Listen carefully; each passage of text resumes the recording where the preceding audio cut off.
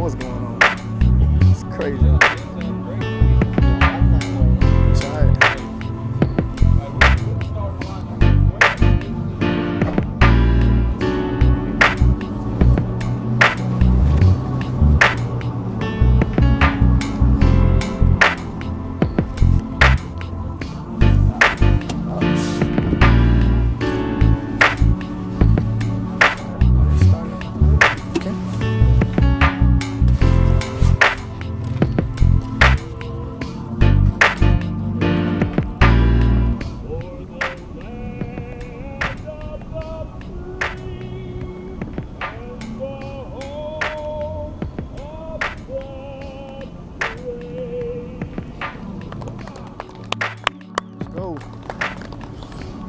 Let's go.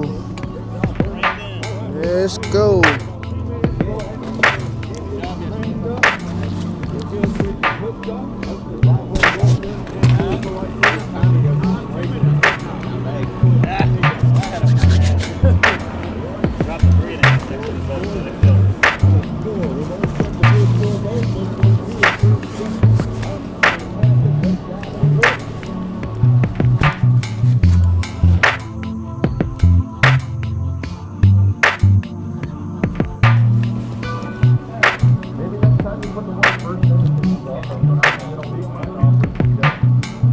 Rope. I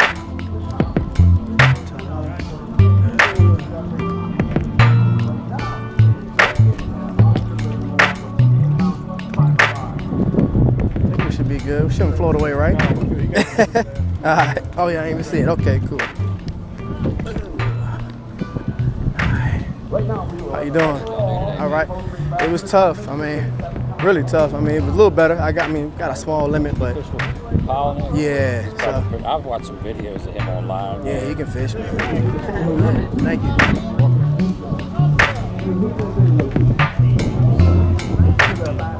Okay. That's all right. Good bag.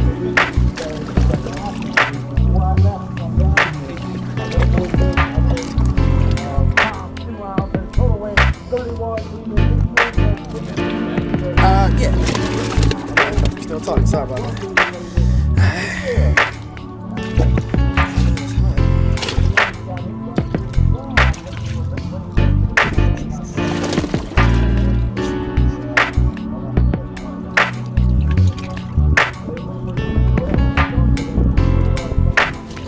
Thank you, sir.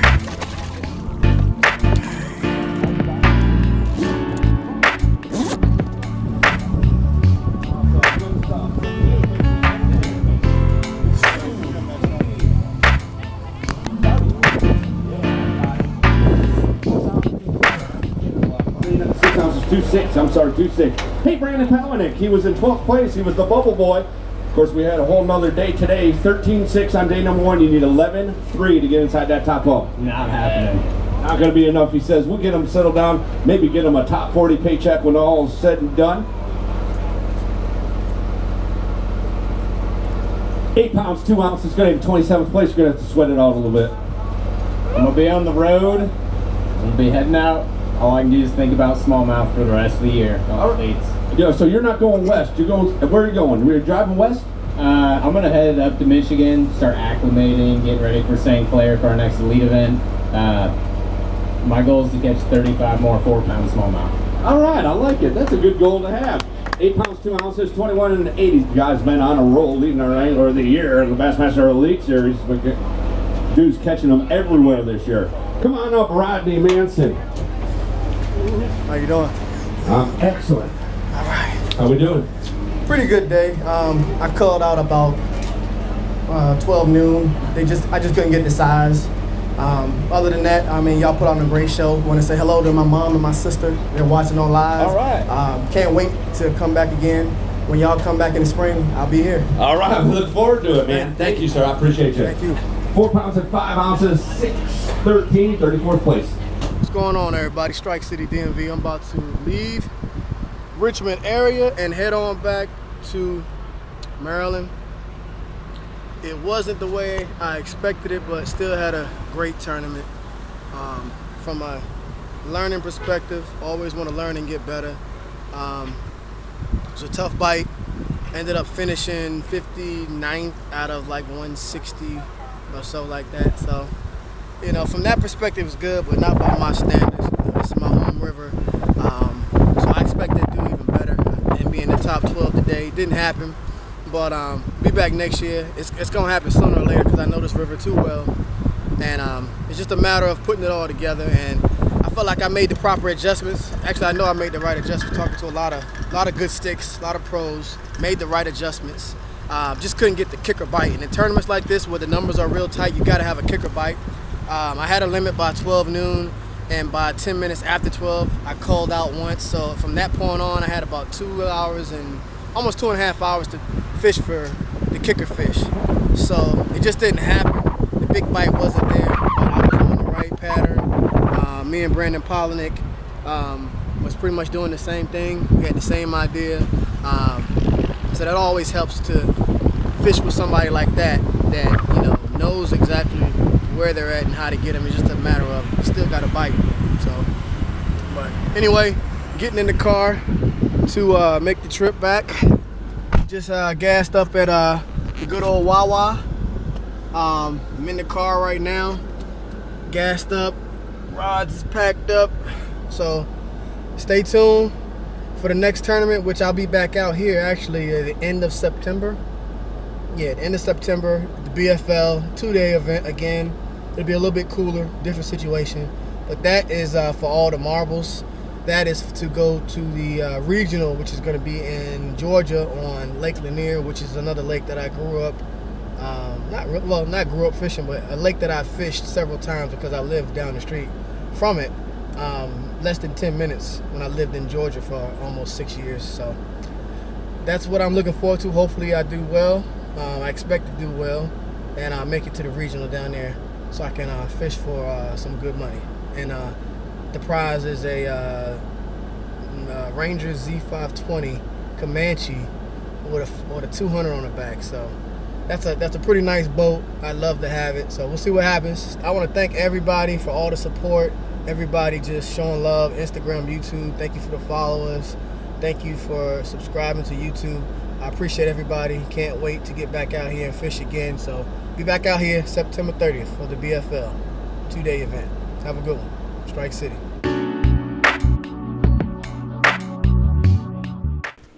What's going on, everybody? Strike City DMV. I just made it back home from a long weekend of fishing in the James River for the B.A.S.S Open, Northern Open.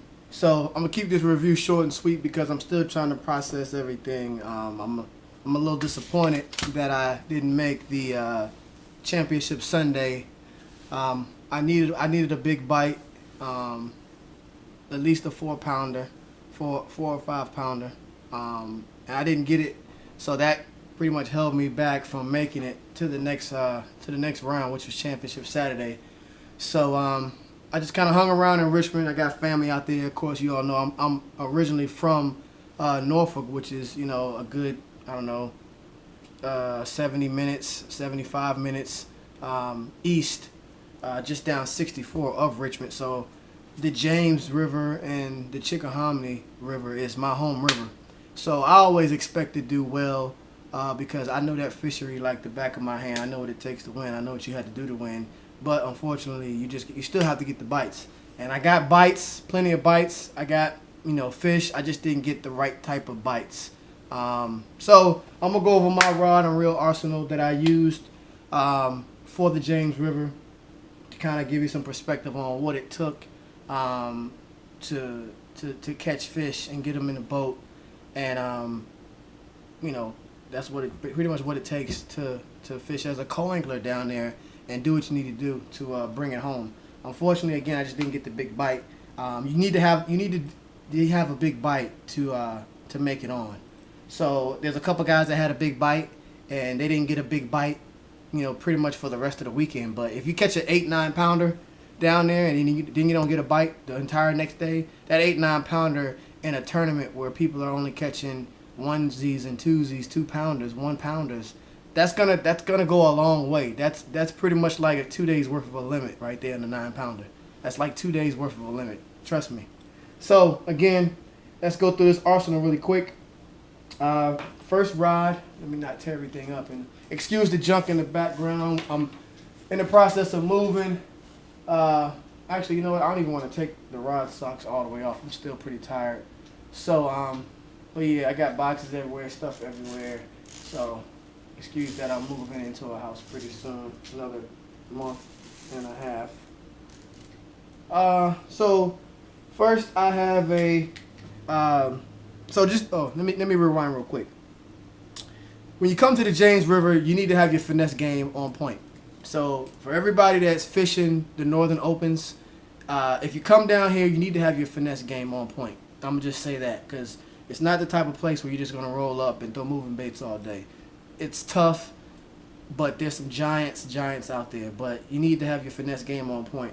A lot of people spend a lot of money on bait casters, and that's fine. But whoa, knocked all my rods down. But my most expensive setups are my spinning gear setups. They're my most expensive setups by far because those are the ones that pretty much get you through and get you paid most of the time. So first lineup, I have this is a finesse rod. It's a Halo 7-foot medium. I have this is my drop shot setup. I have a Stratic CI4 2500.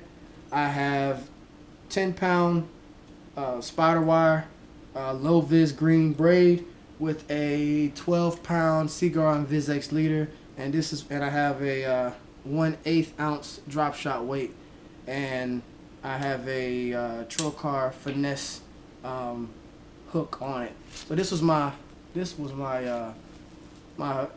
drop shot setup. All right. Let me just set this right. I'll set this down on the floor here. My next setup was a Eddie Garcia Aura winch. Now this is a half glass rod. This is my square bill setup. I have a Strike King KVD 1.5 square bill with 12-pound Seaguar and VizX, and this is a 7-foot medium action Aura winch rod that's partially glass, so it has a very big parabolic bend so that you can keep them hooked up on these treble hooks. What I was trying to do was take this square bill and bang it into the cypress knees. The James River is full of cypress trees, and the Chickahominy River is full of cypress trees. When the tide gets up or down, rather, most people that don't fish it don't know that there's knees down there. But you can see it at low tide a lot of times, but the fish kind of get in between those knees and kind of just hide and ambush bait. So I tried my best to, whenever we got shallow, to run this into the cypress knees, bang it around, try to get a reaction bite. It didn't happen. But I've caught numerous 4-pounders, 5-pounders doing this. So it just didn't happen the first day. All right, my next setup, which is a Lew's medium heavy, with a Lew's medium heavy rod, with a 7.5-to-1 gear ratio reel. I have 15-pound Seaguar and VizX, and this is a Dave's Tournament Tackle swim jig with a crawl trailer on the back of this, and this is pretty much what I was throwing, in areas that I felt like was high percentage areas that I've caught big bass in. It may not have been the exact same areas, but based on how it was set up, it looked exactly the same, just in a different area. So whenever I came to an area that I know that looked familiar, or maybe some of it was the same places that I fished before because I grew up down there fishing, I threw what I knew I've caught them on in the past, but again, it didn't happen. I didn't get the big bite. And normally when you catch one on the swim jig, it's the kind you want, the kind you need for a tournament. Okay, moving right along.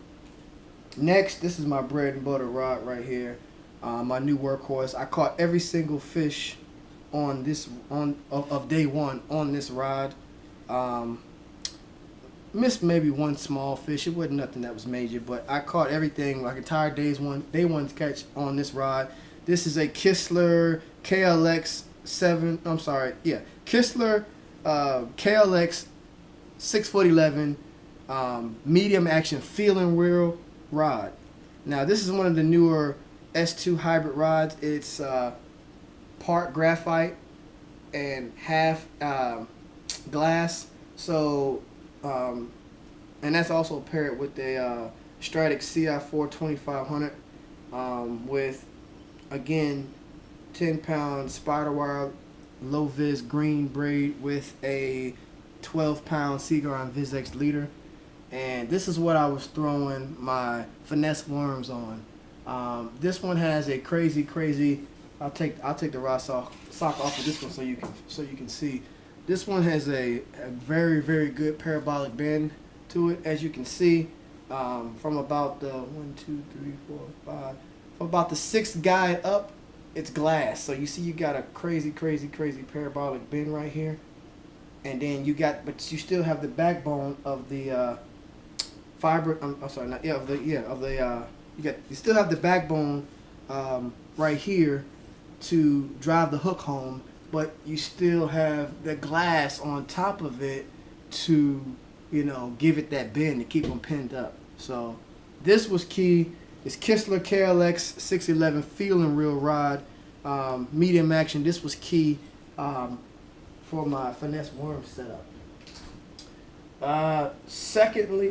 Next, I should say, I have a Arden flipping rod. This is the Denny Brauer Pro Series flipping rod. I have this paired with, I believe this is 30-pound spider wire, low vis green braid, and this is a 7-to-1 gear ratio reel, Ebi Garcia reel, and I have it. This is my meat stick. I have it paired with a Riot Baits half-ounce minima jig in the black and blue color. Whenever I got around some hard cover, that's what I was throwing, trying to get a big bite with a smaller profile jig. The bait, I know the size of the bait fish and the size of the forage base and the James, and I felt like the minima jig maximized my ability to match the size of the bait that they were feeding on. The smaller profile was something that basically helped out a lot on. Didn't get a bass on it, but I did catch a giant catfish, so that didn't help at all. And last but not least, this is another workhorse rod. This is a Lew's 7-foot medium. Lew's 7-foot medium heavy TP1 speed stick, and it's paired with a Lew's LFS speed spool 7.5-to-1 gear ratio reel. And I think I have 30 or 40 pound braid. I think it's 40, maybe 30. I'm not sure. I think it's 30 or 40. But I have a this is my a good frog setup. It has the good backbone to it. Has the wing grips. It's very light, very strong. Never had an issue out of this. And I have a black frog, black popping frog by Booyah. So I didn't get a frog bite, but I heard a lot of people say that they caught, a lot of pros said that they caught their key fish on a frog, especially on Championship Sunday. On day 2, I had a limit pretty quick. I had a limit by 11:45, 12 noon, something like that. I believe it was noon. I had a limit by noon. Just thereafter, maybe 10, 15 minutes later, I ended up catching another one on a chatterbait. Ended up culling out. He was a little bit bigger, but not nearly the type of fish that I need and I normally catch on a chatterbait. But from about 12, 15 on, I was just strictly trying to upgrade and fish for big fish. That's where the frog came out. When I got to pad fills, I was throwing the frog. I should have stayed with it after talking to a lot of pros that said that they caught their big ones on frogs. Top water bite has been off lately because of us having 3 straight weeks of 90+ degree weather and the heat index of like 104, and then all of a sudden, like the week later, it dropped down to like 89. So that temperature change really shocked the bass, and we have a lot of Florida strand bass in the James River. That's why you see giants. I know a lot of people was disappointed in this weekend. It was a very, very, very tough weekend. People saying, "Oh, it was very tough," and it was. It was tough. It sucked in some aspects, but not completely, because I fish there all the time. I'm there, like, you know, I fish there, you know, a good 30 tournaments a year between all the different trails. So I know that river and what it can bring. And I don't know a place that I've seen more 9-pounders caught in the same week. From last Monday from last Monday till today, which is Saturday, I've seen 3 9-pounders and a possible 10-pounder. I was fishing, and my boater broke off a giant fish, one of the biggest that I've ever seen caught on a drop shot, and that's all I'm gonna say about that. It was a giant. He broke off, and it was just unfortunate. It was unfortunate. I wish I could have got a big bite like that, because I probably would have won the tournament. But that fish was a giant. I've seen some big fish, but that was a giant. And we also had a co-angler that weighed in like a 912 or 913, something. Maybe it was 903. It was 9 pounds plus. It's 993, 913. It was something big. No, it wasn't 913, because that's almost 10. It was 93, but that's a giant.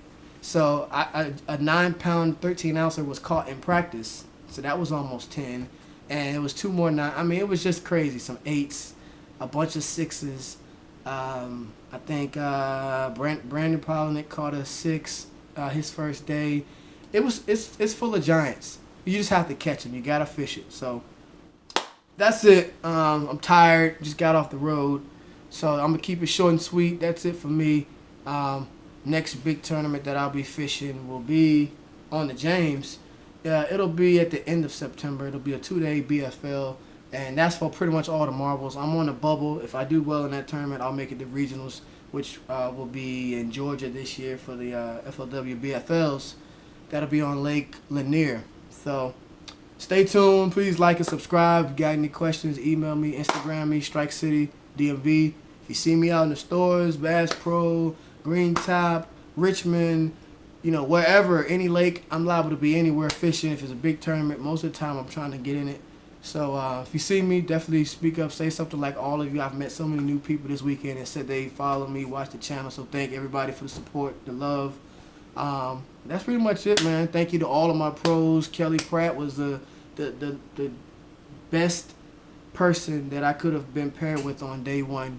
10 times out of 10, he's like the best person on the James River to fish it. And then my second draw for day 2 was Brandon Polinick, great guy, consummate professional, current AOY leader, and I think he's gonna win it. I hope he wins it. So that's it. That's it for me. That's all I got. A little disappointed. Ended up finishing 59th, I believe, out of 162 or something like that, 165, something like that. But you know, by my standards, it's not good. Everybody was like, yeah, you caught fish both days. It was tough. Yeah, it was tough, but I know how it is down there. It's always tough, but, you know, there's no excuse. You still got to come away with a kicker fish for a tournament like that. So, again, that's it. Strike City DMV. Signing out, man. I'm tired, man. I got to get some rest. So, talk to you later. Tight lines, everybody.